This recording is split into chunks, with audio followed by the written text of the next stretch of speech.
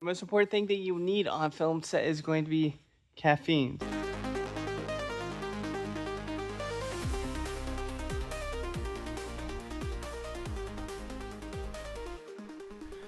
Welcome back to the Bolts Production channel. My name is Christopher and I'm a small town filmmaker.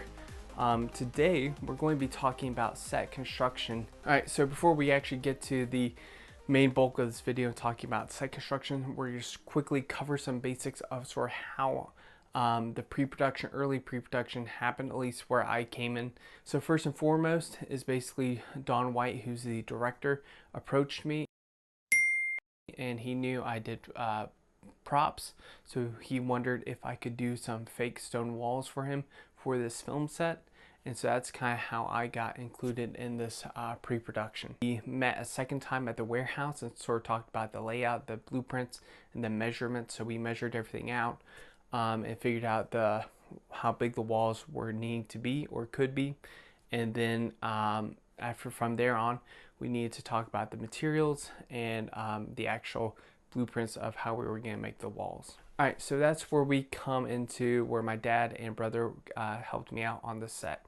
My dad and brother, they're both do construction, so they were able to help me build the frames, the wood frames for the foam walls, fake stone walls. And I wouldn't have been able to do it without them, really.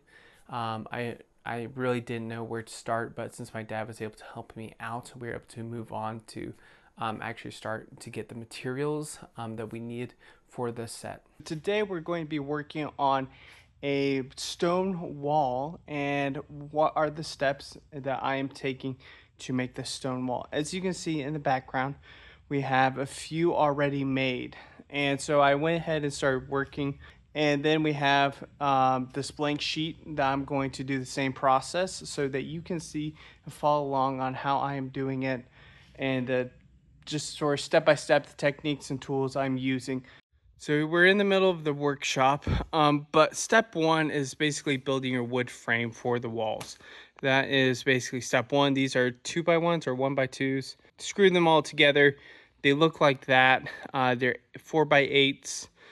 And then after you do that, you basically have to take some wood boards, a little bit thinner. I think my thin wood boards are over here. You take those and you nail them and glue them to the wood frame. That will give, the wood boards will give support for the actual foam that you'll put on there, that you will actually glue that foam to those wood boards. So that is basically step one that you will be doing to make the foam walls. So step two that you will do is going to be making the rocks. I made templates for my rocks. So I have these little templates right here that you can see. And then I use a marker. I recommend using markers. Don't use a pen. If you use pens, they will scratch the foam and it just doesn't look good. And markers are more nicer to use. So in case, I make templates. You could do it by hand. You also could do it by hand. I'm making the rocks. But I like templates because it's easier. I don't have to think about it. I search for the rock I want to use, and then I draw it, and I get somewhat of a realistic shape by making my own templates. These are I have reference images, so I just use reference images to make the rocks. So just let you know, that's how I'm doing it. You could freehand it. So once you actually are able to draw everything out, it's going to look something like this. Let me give you a good angle there. It's going to look something like that, where they're all drawn down. They kind of look a little clumped together. They're all aligned in such a way.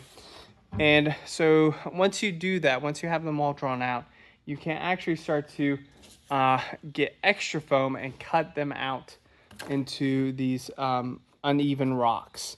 That will give it more of a realistic feel also, because you'll have uneven rocks. As you can see in the background, there are some bright pink rocks that are uneven. So in case, I recommend doing that because once again, it feels more real. All right, so step 4 of working on these walls. That will be using making the beveled or Dremel lines between the rocks. You guys see what I'm talking about right there between the rocks, you know. I don't know the technical term for that, but the normal process, as far as I remember, is that you would either Dremel it or cut it by hand to make those cuts in the rocks. But I only have a week left to do this project, and I haven't even started painting. And not only have I not started painting, I have a second wall I have to also make, which is another 4 or so walls. So I don't really have time for cutting by hand and dremeling. So I'm using something called lacquer thinner and acetone. These are very strong chemicals, so I have to wear a mask and goggles and everything to protect myself, but it melts the foam. And so when it melts the foam, I can get very nice lines and stuff in the foam. I use a ketchup bottle, I poke a hole in the top with a needle, and I get the result I want. I'll show you real quick how it looks. This is going to be how it's going to turn out if you use lacquer or acetone for it. So that's the process I'm working with. I'm doing that. It's like I said, it's one of those things that people don't really do. But since I'm on time crunch and I have to think outside the box, that's the way I'm doing it. We have, and when I mean we, I have a Jake White who's also helping me out. So in case, we also have this foam wall that is just glued down. We glued on these extra thick wall pieces that are going to be they're gluing right now, so we're gonna let them dry overnight. And then we have this foam wall that just finished, and we are going to put that up over there to finish drying. There's one other thing that's glued, or actually no, this one's done. And then we have the last foam wall over here that I gotta take and start drawing on. So, and then we have 2 extra a doorway that we need to make for rock on that too. So we have in total about 11 walls that we gotta make. It's a lot of walls, but in case we're gonna do it, we're gonna get through it. We got the outside. Reason why I say 11 because these are like 8 or 7 right here. We got some more outside that we're working on also. So we got a lot of walls. We're gonna get done in one way or another. And yeah, just wanted to do a quick update, tell y'all what's happening. Super excited.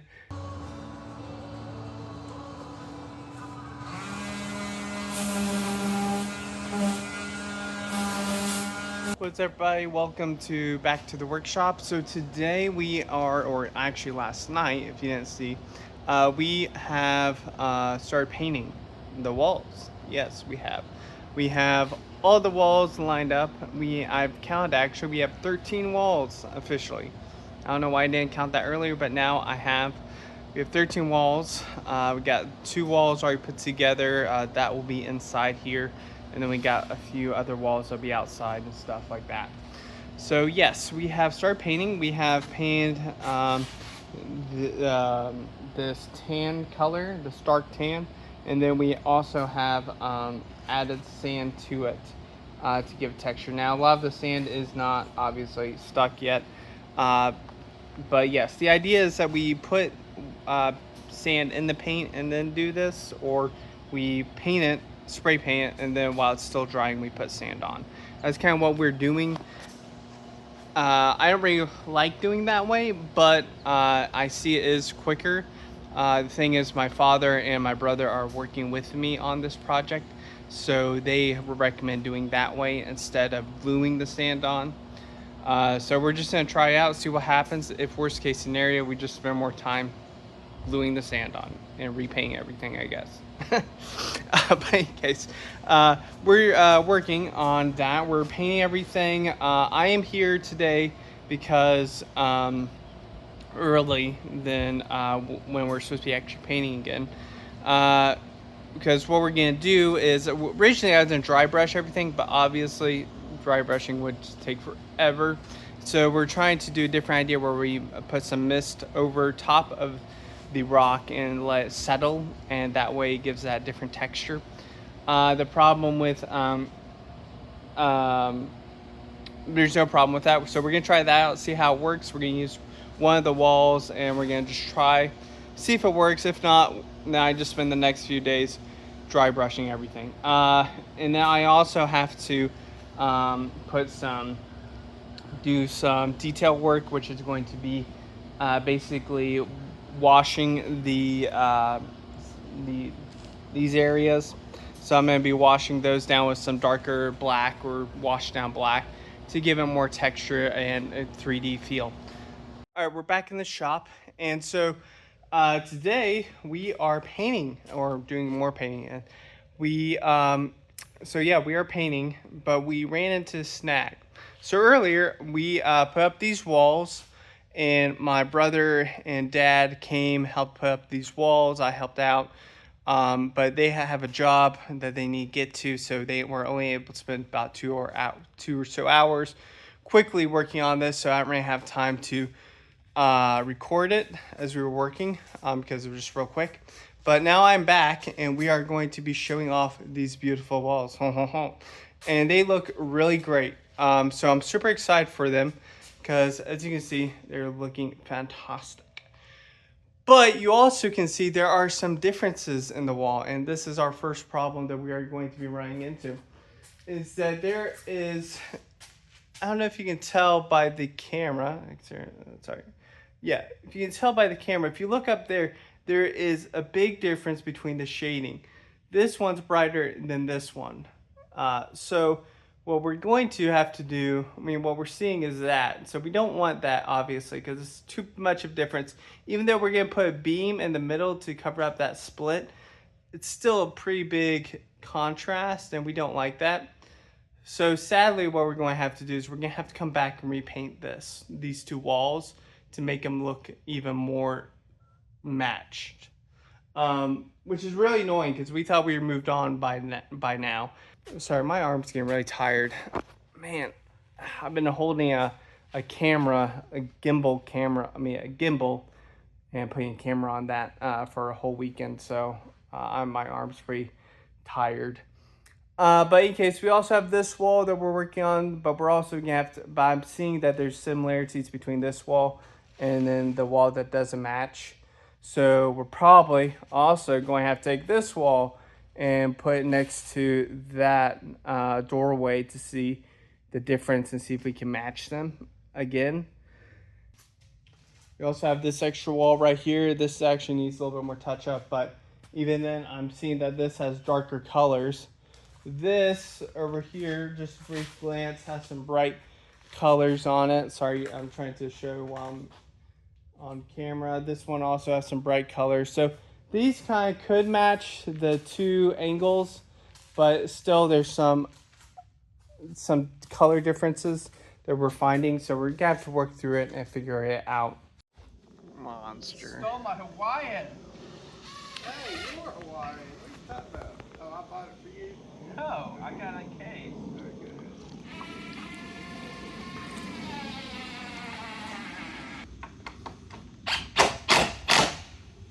All right, I'm going to put another one in. That's for the people. I got to suck my stomach in, Christopher Stillman.